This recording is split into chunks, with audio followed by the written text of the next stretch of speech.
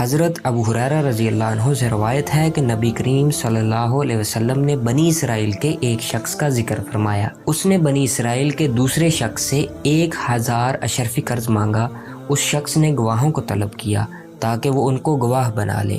قرض مانگنے والا کہنے لگا کہ اللہ تعالیٰ گواہ کے طور پر کافی ہے۔ وہ کہنے لگا کہ اچھا کسی کی ضمانت دے دے، تو قرض مانگنے والے نے جواب دیا کہ اللہ ہی ضمانت کے لیے کافی ہے۔ اس نے کہا کہ تم سچ کہتے ہو۔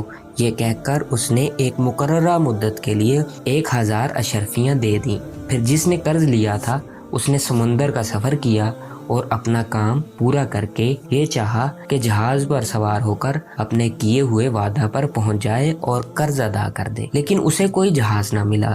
چنانچہ اس نے ایک لکڑی اٹھائی اور اس میں سوراخ کیا، اس میں 1000 اشرفیاں اور ایک خط رکھا اور اس کے منہ کو اچھی طرح بند کر دیا، اور سمندر پر آیا اور کہنے لگا کہ اے اللہ، تو جانتا ہے میں نے فلاں شخص سے 1000 اشرفیاں قرض لی تھیں اور اس نے مجھ سے ضمانت مانگی تھی۔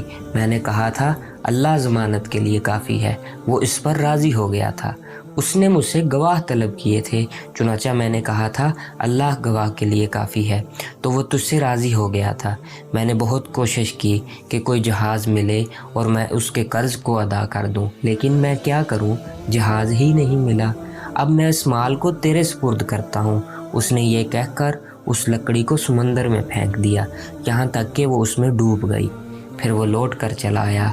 اس وقت بھی وہ اپنے شہر کے لیے جہاز ڈھونڈتا رہا، اور وہ شخص جس نے قرض دیا تھا وہ سمندر پر اس خیال سے گیا کہ کوئی جہاز آئے اور اس کی اشرفیاں لائے۔ کیا دیکھتا ہے کہ وہی لکڑی جس میں مال موجود تھا نظر آئی۔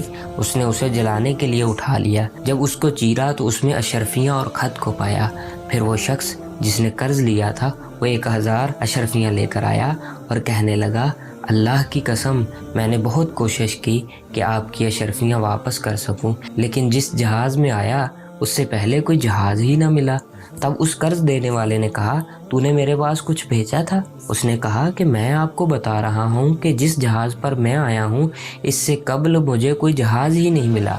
قرض دینے والے نے کہا اللہ نے وہ اشرفیاں پہنچا دی ہیں جو تو نے ایک لکڑی میں رکھ کر بھیجی تھیں۔